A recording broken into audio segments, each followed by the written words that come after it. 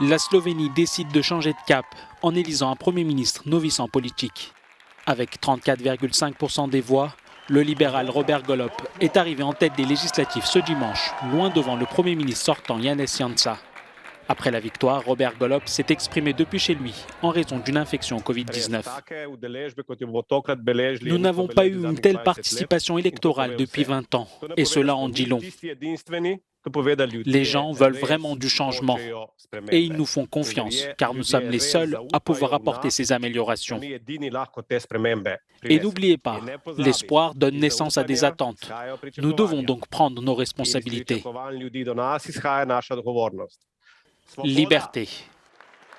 Omniprésent sur la scène politique depuis 3 décennies, Janez Janša, n'ayant obtenu que 23,6% des voix, a reconnu sa défaite et s'est dit prêt à collaborer pour le bien commun. Nous ne nous comporterons jamais comme l'opposition l'a fait pendant ces 2 dernières années. La Slovénie a combattu la pandémie et pendant cette période, notre gouvernement n'a pas été soutenu.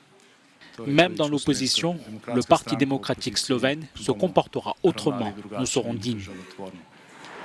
L'homme d'affaires de 55 ans a réussi à déjouer tous les pronostics des sondages en remportant les élections face à Janez Janša, un grand allié du dirigeant hongrois Viktor Orbán.